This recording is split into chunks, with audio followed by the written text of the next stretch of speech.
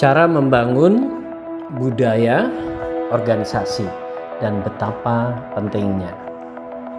Budaya adalah salah satu kekuatan paling menentukan dalam sebuah organisasi.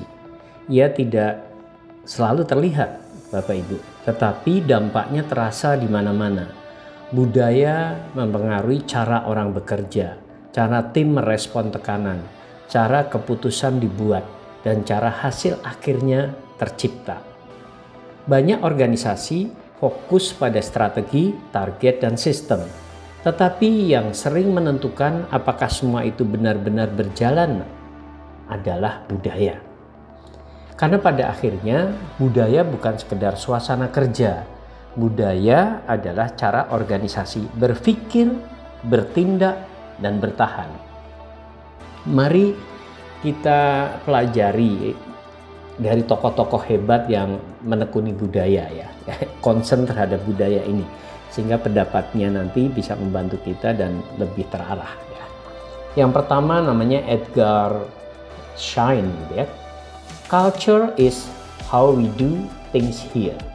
Edgar Schein menjelaskan bahwa budaya bukan slogan, bukan kata-kata yang indah di dinding, dan bukan sekedar nilai yang ditulis dalam presentasi perusahaan.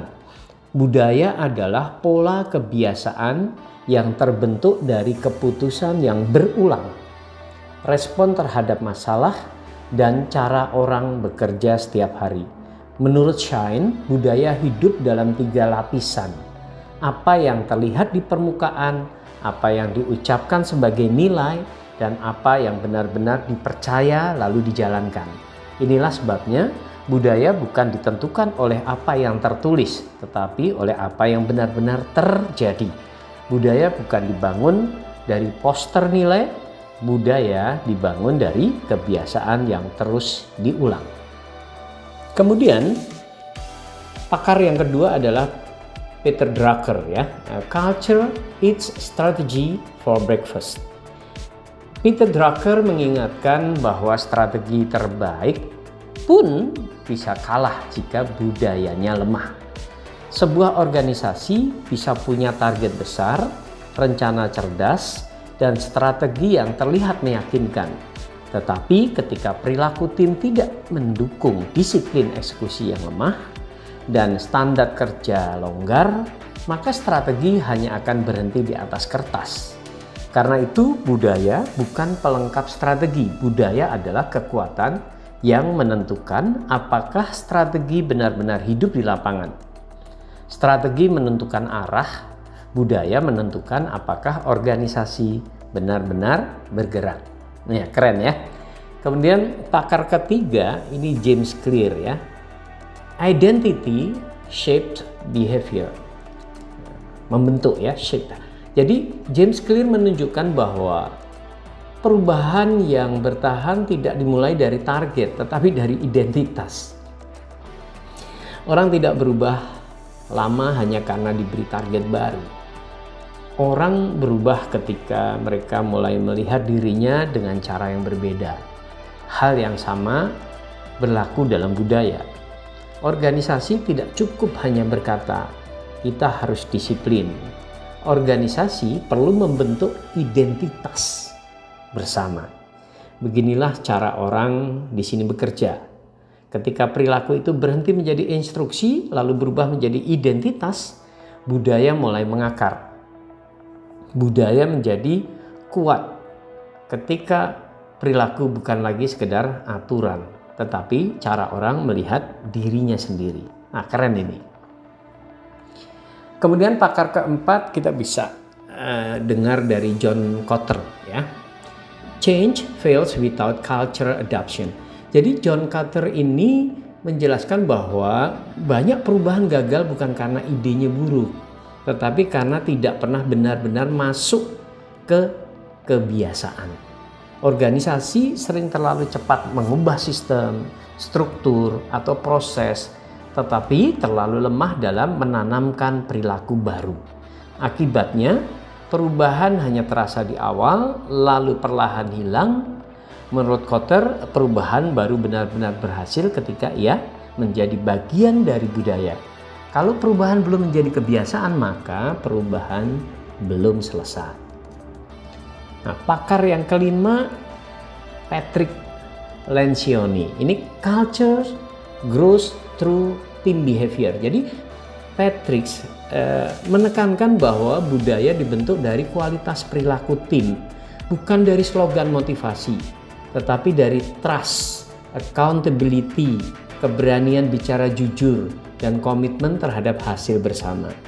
Budaya yang sehat bukan budaya yang tanpa konflik, pasti ada konflik.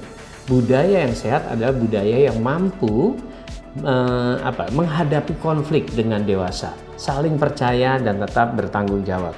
Budaya tidak dibangun dari harmoni semu, budaya tumbuh dari trust dan accountability yang nyata.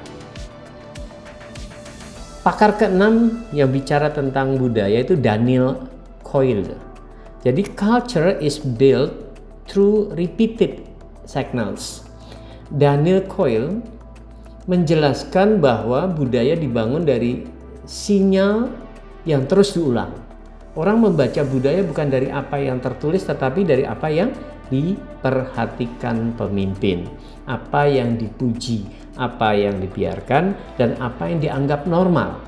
Orang melihat budaya dari signal sehari-hari, apa yang diapresiasi, apa yang ditoleransi, apa yang dikoreksi. Apa yang terus diulang, budaya tumbuh dari apa yang terus-menerus diberi sinyal ya sebagai normal di organisasi. Yang terakhir, walaupun masih banyak pakar yang bicara ya, ini dari Simon Sinek nih ya. Jadi Simon ini people commit to meaning, not just rules. Jadi Simon mengingatkan bahwa orang tidak memberi komitmen terbaiknya hanya karena aturan. Orang memberi komitmen ketika mereka merasa terhubung dengan makna. Budaya yang kuat bukan hanya jelas aturannya, tetapi jelas alasannya. Ketika orang mengerti mengapa sebuah standar penting, mereka tidak hanya patuh, mereka peduli, dan ketika orang peduli, mereka memberi lebih dari sekedar kepatuhan. Mereka memberi komitmen, budaya menjadi kuat ketika orang tidak hanya tahu aturannya, tetapi percaya maknanya. Jadi Bapak Ibu yang concern untuk membentuk budaya atau memperbaiki atau mengkoreksi, maka 7 pakar ini datang dari sudut yang berbeda tetapi membawa pesan yang sama. Budaya tidak dibangun dari slogan tetapi dari perilaku yang diulang. Budaya tumbuh dari apa yang dicontohkan, diperkuat, dikoreksi, dipercaya bersama. Karena pada akhirnya budaya bukan tentang apa yang organisasi katakan. Budaya adalah tentang apa yang orang lakukan saat tidak ada yang melihat. Jadi sudah menjadi sesuatu yang kuat, identitas yang kuat. Jadi Bapak Ibu rencanakan budaya apa yang ingin Anda bangun, atur strateginya, atur langkahnya, sesuaikan dengan pendapat pakar-pakar ini, maka budaya kerja organisasi kita akan semakin baik. Thank you.